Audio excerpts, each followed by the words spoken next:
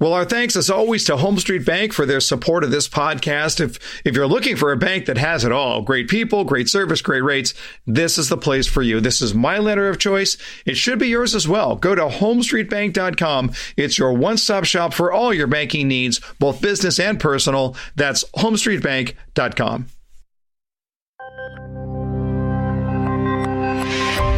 Is there a secret to building trust with your customer? As a matter of fact, there is. Let's talk about it today on The Buyer's Mind. Welcome to The Buyer's Mind, where we take a closer look deep inside your customer's decision-making mechanism to reverse engineer the perfect sales presentation. Now, please welcome your host, Jeff Shore. Well, welcome everyone to The Buyer's Mind. I'm Jeff Shore, and this is the podcast where we try and figure out exactly how our customers make purchase decisions, and then we build our sales presentation accordingly. Joined, as always, by my friend and show producer, Paul Murphy. Murph, how's it going today? It's going great. How are things out there in California? Yeah, it's a beautiful, beautiful day. It's my perfect time of year. It is all good here in California. Hey, Murph, let me ask you a question. When you're out shopping, how much of when you're going to meet a salesperson somewhere, how much of that trust is assumed and how much of it has to be earned? I think 100% has to be earned. You go in, I'm a suspicious guy. I don't go in trusting very well. Yeah. But listen, you know that they're a professional. I mean, there's got to be at least some willingness to trust the person. Well, obviously the salesperson must know something about their product. Hopefully they know after talking to me something that I'm looking for. There's probably a small amount of trust, but I got to say I'm a little bit on the cynical side. I'm going to go with maybe 90%. Yeah, no, I'm with you. And I have a little bit of that cynical bent in me as well. But maybe if I put it this way, I think from my perspective, I am willing to leave the door open to allow you to prove to me that you're trustworthy. How's that sit with you? Yeah, that's really well with me. Okay. Yeah, I've been thinking about trust a lot lately. It is such a key aspect of influence. And really, that's what we do in sales. We are influencers. We can't make our customers do anything, but it's such a key aspect of influence. And the reality is we're thinking about the people in our lives who we trust. Then we ask ourselves the question, why? So, for example, I trust David Rosell. Okay, David Rosell is a friend of mine. He's the author of several books, including Failure is Not an Option and Keep Climbing. He's also my financial planner. Okay, now, why do I trust David? It's real simple, because David takes an interest in my life. I believe sincerely that David genuinely cares about me. And when we get together, he asks about Karen and the kids, and he means him. Now, listen, I better trust him. I'm putting my financial future in his hands. But this is just an example. And even as I'm talking, my guess is if you're listening right now, you can think of people in your life that you trust. And I'm just going to give you that assignment right now, this moment. I want you to think about the people that you trust. Come up with one or two or maybe three people in your life that you trust. Okay? Now, you got a few people in your head? Just at least one or two. Now ask yourself, why do you trust them? Why do you trust those people? And what have they done to earn your trust? This is worthwhile for you to really give that some thought. When I try to connect the dots about the people in my life that I trust, why do I trust them? What is it that's going on? What have they accomplished that is causing me to trust them? All right, now, if you came up with those people and you've thought through, this is the list of why I trust them. So here's the suggestion that I want to make. Once you've made that trust list, go do that with your own customer. Just take the very things that you determined, this is what causes me to trust other people. Now, go do that.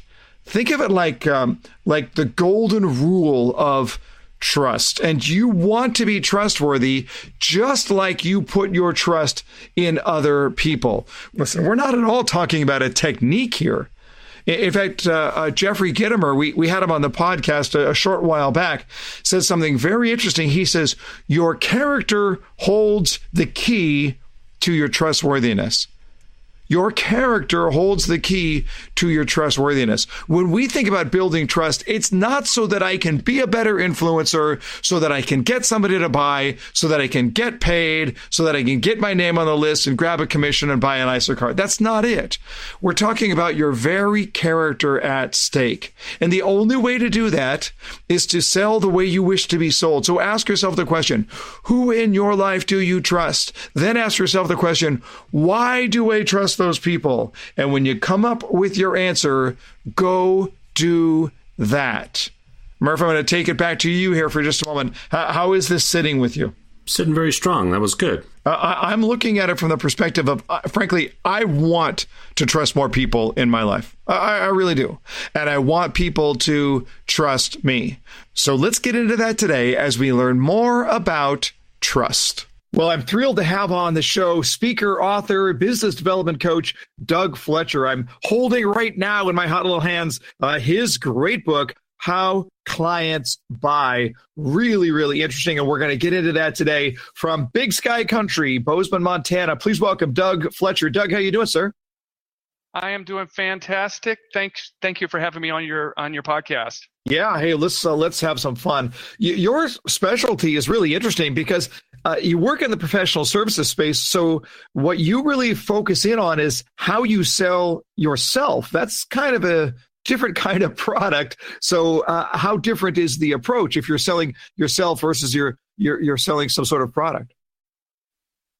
Well, thank you. Yes, our book is called How Clients Buy, and it's written for people that are selling expert services, things typically we think of as consulting, accounting, law, financial advisors, and you name it, where the product is a service rather than a tangible good. But that being said, I think that the premise of our book is based upon the fact that we have to become rainmakers if we are to be successful in our careers in consulting and professional services. And that premise, I think, relates to your audience as well. And they have to be successful at becoming rainmakers if they're going to have successful careers. So I think there's a lot of overlap between the two. Let's talk about that. It's a term you use in the book, Rainmaker. It's a term that's commonly used, but rarely defined, at least in my opinion, in a practical sense. What does that mean to you to be a Rainmaker? And then why does that matter to the customer? Okay, so you're right. It is a term that we hear, and it goes back to the Tom Cruise movie from a couple of decades ago, the John Grisham book, The Rainmaker. But it is true in most professional services firms that they have an up or out policy, and there's a term in the industry is there's finders, minders, and grinders. And you start off at the bottom, you have to grind away in the trenches, and you're the person doing the work, and then the minders at some point get promoted up if they're successful enough to managing people and a team. But in order to become a partner, you have to demonstrate the ability to win client business, and that's where the finder comes from. But to make it in professional services and consulting, you have to demonstrate the ability to win client business in order to make it to the partner ranks. And the irony is, we're in all of these professions, we're trained to do the work, but nowhere along the way, anywhere, are we ever trained how to win client business. So it's a curious problem, and it's the reason we wrote the book. One thing that's interesting when I think about this idea of being a rainmaker here, when you're looking at selling a product versus selling yourself, there are salespeople and professional out there that have to sell their business where they look at it and they go, well, you know what? I don't want it to be too much me focused, right? And so when you think about being a rainmaker, it sounds like I'm going to come in, I'm going to shuffle the deck a little bit. I'm going to come in and sort of cause a little bit of healthy ruckus, but that puts the attention on myself. How do you feel about that? Because you clearly a salesperson can come along and just get in your face in a very obnoxious way. How do you find that appropriate amount of of pressure, of influence, of rainmaking without turning into that person that nobody really likes. Well, okay, so you bring up an interesting topic that we cover in our book, and I'm just going to call it this, and I don't know what your reaction is going to be or the reaction of your audience, but I'm just going to put it out there. We talk about in our book the myth of likability, and I think that there's this myth out there that in order to be successful salespeople, in order to be successful rainmakers in any profession, we have to be likable. People hire people that they like, and I think that kind of suggests that you are a charismatic, big personality person that fills up the room and is telling jokes and is the life of the party. And we take maybe a bit of a contrarian view in our book in that we don't think that's true. And it's certainly not true in the professions that we cover in our book, but I think it's also true for people in real estate and product sales as well, is that people hire people that they know, respect, and trust. And I think that the respect and trust component is bigger than the likability, is the biggest personality in the room phenomena. And so I think in all of our professions as salespeople, if we focus on our respect and trust as individuals, I think in the end we'll end up being more successful. So the commonality there that we'll have is that these things aren't necessarily mutually exclusive. You can have respect, trust, and likability. I assume we're on the same page there. Yeah. Okay. So yeah, I don't think anyone is going to hire someone that's an obnoxious jerk, right? Right. Yeah. Especially in real estate and other professions where you have to spend a lot of time with the sales professional, maybe all day, maybe all weekend. Nobody wants to spend some time with someone that's an arrogant jerk. That's not what I'm saying. I think like can be a tiebreaker, but most of us, by the time we are adults, most of the rough edges have been worn off of our personalities. And I guess I would say that if our focus is trying to be more likable, that's at some point I would rather someone be themselves and focus on respect and trust, knowing that they're going to be likable enough. I don't know if that makes sense at all. Sure. No, I get it. I'm trying to true this up with when you look at Robert Cialdini's work on influence theory, and he points out 6 principles of influence, and one of them is the principle of likability, and the idea that you're suggesting that it's really all about trust. His view on this is that if I like you, then I do have a strong tendency to trust you. And interestingly enough, it doesn't really make sense. There shouldn't be a specific link between how much I like you and how much I trust you. But when you think about it, this is how con men make their living, right? They get you to like them. And then naturally, when we like somebody, we tend to trust them. So isn't likability a foray into the idea of trustworthiness? I think that likability, well, first of all, I don't think, at some point we're splitting hairs, because I don't want people to think that, once again, I'm promoting that, people should not be likable. Right.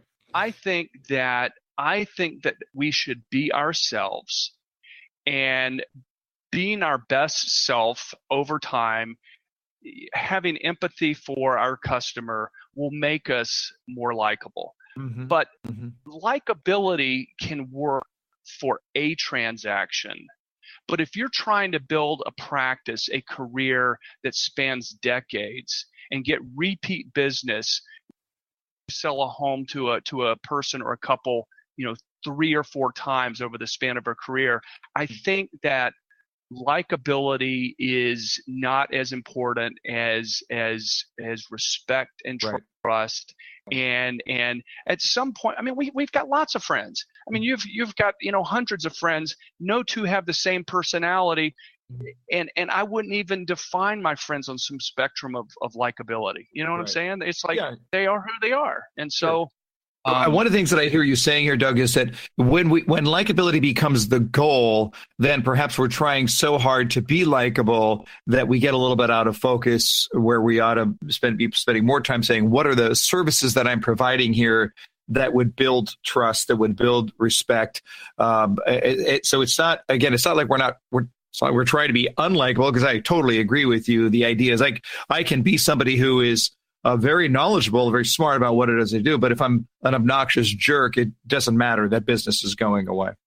Yeah, that's right. I think that empathy and of our book, like many of your books and a lot of the things you talk about on your podcast, is putting yourself in the customer's shoes and looking at their buying journey through their lens. And I think if you have that mentality, I think you're more likely to be likable, almost by default, because you're exuding, care, compassion, and empathy. But, let's just take a realtor, for example, or a real estate professional. I think that a person's competence, their knowledge of the industry, their knowledge of the inventory, their knowledge of the product is correlated with their respect. And I think that that hiring someone that has those qualities is paramount to a client's hiring decision. And then, like, if you had let's say you got down to two professionals and you're trying to decide who to go with, sure, if you liked someone 1% more, maybe it tips the hand in their favor. Mm-hmm. But I think that if, as a young professional, what are you going to do to make yourself more likable? Yeah. But I can do something to make myself more competent, more knowledgeable, to have more expertise and so forth. So right. Anyway. So you touched on something there that I want to dive deeper in, because you and I have a very common approach, and that is to start with an important question: how do people want to buy? Right? How do they want to do that? But you take it in a very different tact on this, and I wanted to just open up this term that I think a lot of people are not familiar with. But you use the term design thinking. Tell us what design thinking means, what it means to you, and how it fits into your philosophy of selling the way that a buyer wants to buy.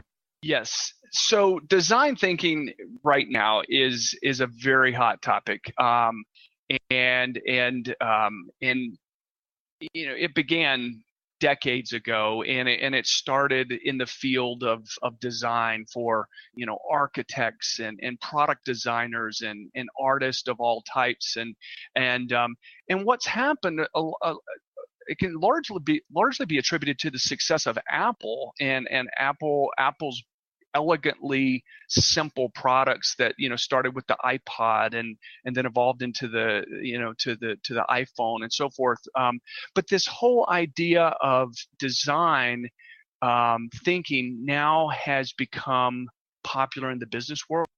And the concept for design thinking, as it originally began with designing products and things, is that we should never pick up the pencil and begin designing before we understand how the customer is going to use the product, to understand the customer's lives, and to spend more time with the customer, understanding how they think, feel, what their problems are, before we even begin to design. And the core concept of design thinking is empathy. And so now design thinking has become popular in the business world, not just for products, but for many aspects of the business, including, among others, the buyer's journey. And I think that as salespeople, sometimes we get in our own way trying to be successful, and we become so focused on the outcome that we place our emphasis and focus on the wrong thing, which in the language of design thinking should be on the customer. And the customer is going to have their own journey and their own timetable and their own motivations. And the more we can align our thinking with their thinking, I think in the end we'll be more successful. So let's give us a really practical application. How do you take that design thinking concept and how do you apply it to the work that you have done to say, okay, here is an actual customer over here. What are we looking at when we think about design thinking for that particular customer? And then how does that filter through into the way that we work with that customer? So when we wrote the book, like many book projects, including perhaps your own, this was a multi-year project, and we worked on it over 4 years, including lots of research and talking to lots of successful rainmakers out there. But in using design thinking to think about how does a client hire a financial analyst, or a financial advisor, an architect, a realtor. We looked at the buying decision through the lens of the customer, and so we came up with a 7-step process that we believed was comprehensive, in that every time a client made a decision to hire someone, they had to fulfill these 7 milestones that we called the 7 elements. And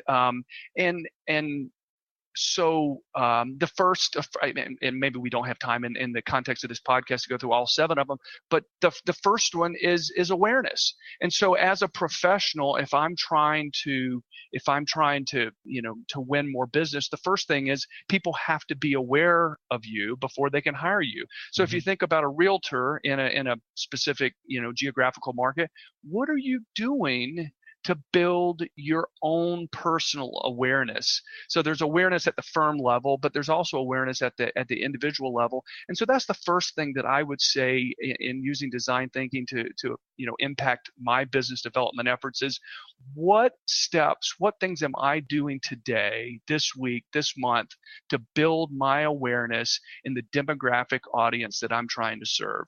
Okay, so we have awareness first. We're going to look at that through advertising, through how we use our word of mouth, of whatever it might be. But you have to know that I'm on the planet. Okay, what's next? So the second step is understanding, and what we mean by understanding here is understanding what this person does and what their expertise, what their domain expertise.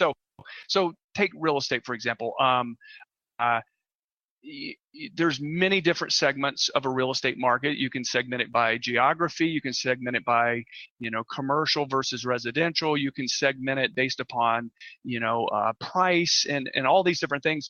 But it's as I imagine the case to be. I'm certainly not a realtor, but I would imagine it's hard to be really great at all those different segments. And most people specialize, and whether that's specializing along commercial residential lines, or I'm selling high-end luxury homes or second homes, or I'm selling starter homes, or whatever the case may be, clients need to understand, what is Doug Fletcher really an expert on? So that's the second step in the buyer's journey, is understanding what someone's expertise is. So part of that means that I got to figure out how to get this probably isn't a word, but uncommoditized, right? As long as I appear to be an interchangeable part, then there's nothing really to get me to get a customer to understand why I should choose you from somebody else.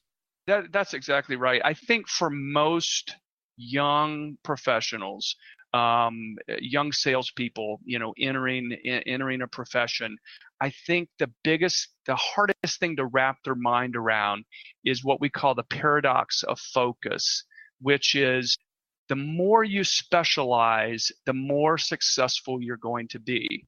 And as you become more successful over time, you can expand your expertise, but you have to be known for a certain thing, because if you try to be all things to all people, you end up not being really known for anything, and therefore it's hard for people to think of you when they go to choose someone, right? Mm-hmm. All right, so we have awareness, we have understanding. Next comes interest. Define that. So interest has to do with the alignment of customers' needs, goals, objectives, and what you do. And do the two overlap? Interest in looking at it through the lens of the customer has to do with do you sell something? Do you provide something? Do you solve a problem that is relevant to the customer or the client? So there's this component of relevance and there's this component of impact. And I think that in the case of, in the case of real estate, a customer is interested when they are looking to buy a home. And so if you're not interested, it could be a matter of timing, it could be a matter of, other functions, but until they're in the buying, process, they may not be interested, and what you do may not be relevant. But it's not to say they won't become interested when the next opportunity comes around. We're starting to run out of time. So the next two, let's put together: respect and trust. They are sort of twin sisters. So talk about that real quick. Actually, both of these really come down to trust, but we broke trust into two components. There's been some research done, and just to simplify things, there are two types of trust. There's trust that I trust that you're going to get this done, kind of the trust that comes with competence, with capability. I trust Jeff can make this happen for me, right? Kind of a professional trust. Then there's the trust that has more to do with the emotional component, that I trust Jeff as a person, and I believe that Jeff or Doug has my best interest at heart. And so we break those two components of trust into two different words, the first being respect, the second being trust. But we think there, and from our research and from our own experiences, we think both are necessary before a customer is going to be comfortable working with you and hiring you. And then the last two: ability to purchase and readiness to engage. Yeah, so ability and readiness, it doesn't always work this way, but in many cases, a salesperson is selling into an organization.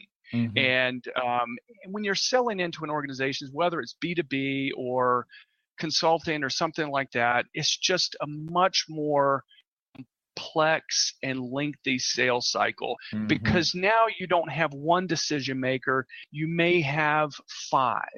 And so the first one has to do with ability, meaning, does this person have the ability and gravitas to convince five people that they should hire Doug or Jeff? And the last thing with regard to and do they have the funding, the budget to hire us? And then last, with readiness, there's so many dynamics to life, both as individuals and as organizations, that readiness has a lot to do with timing, which is a lot about, it's outside of our control, right?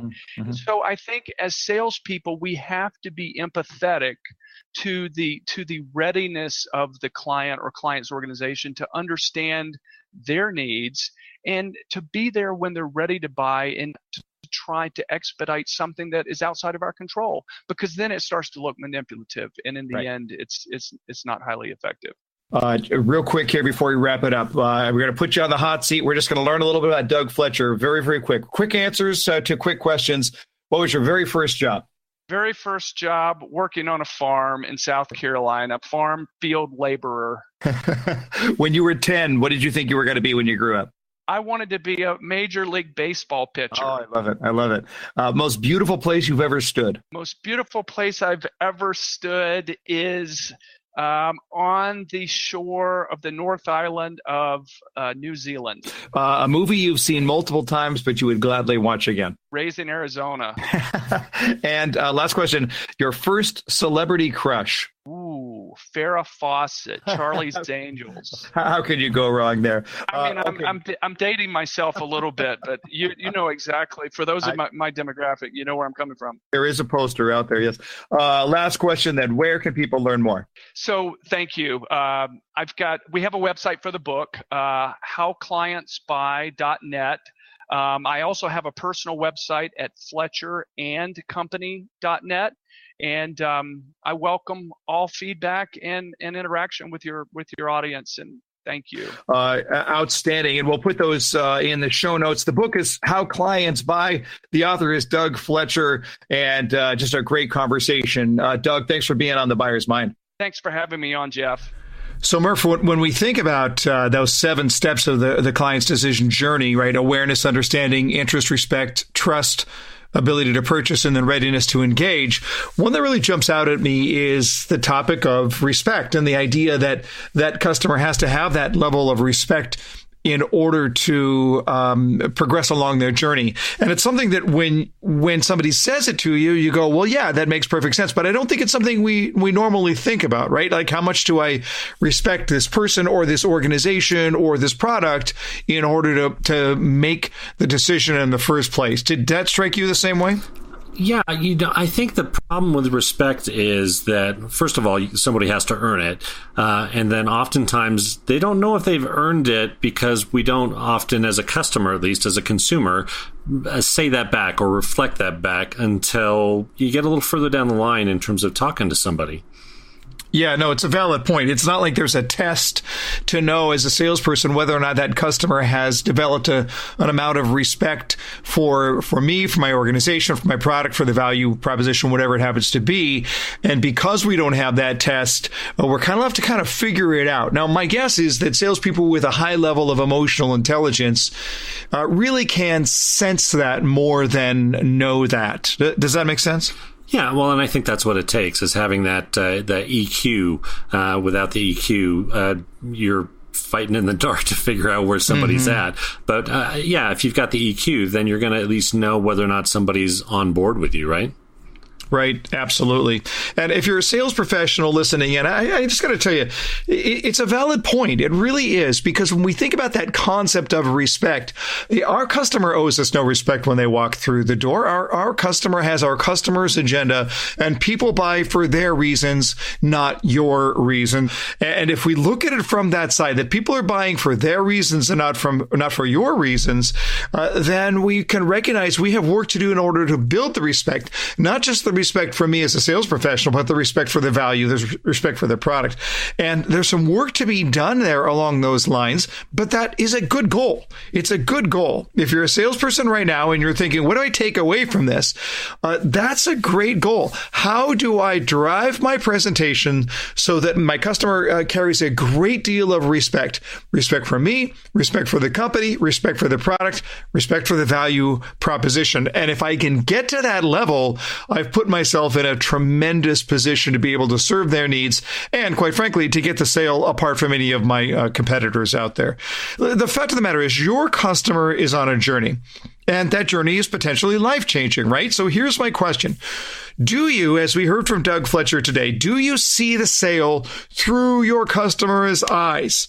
I mean, do you really stop and think about the path that they are on? Over and over again, we look at it and we say, how do I want to sell? Or what are the steps to my selling process?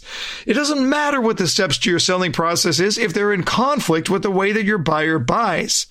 So how much do you really stop and think about the steps that they are trying to take, and what is the next step in front of them and the step after that? And then how can you step in and help them along that journey? It's like a really, really good physician is not just there to say, you have a problem and I got to try and figure out in order to bill you. That's not their thought. Their thought is, let's get through this together to make you healthy again. Or if you look at a great financial advisor, it's not, how can I sell you as many of this mutual funds because it's got the highest commission rate. That's what we call a bad financial advisor. No, a good financial advisor says, how can I walk alongside you to help you accomplish your goals? That's what we ought to be thinking. And we do that. What happens? We absolutely can go to bed with a smile on our face, knowing that we served somebody and that we served them well. But we can also go to bed knowing that we've got the inside track, that we are more likely to get this sale, and for the right reasons, because there is a level of respect that our customer has now granted to us. It wasn't handed to us. It was earned by us because we went out of our way to simply outcare everyone else. And how's that for a value proposition, for a unique selling proposition? I'm going to flat out outcare everybody else who is out there. Well, there you go. Another episode of The Buyer's Mind. If you're enjoying the podcast, make sure you subscribe to that. Would really appreciate that. Leave a review if you wouldn't mind too. But that's another wrap on our podcast. I hope you enjoyed it. You can find everything you need at jeffshore.com. But until next time, my friends, go out there and change someone's world.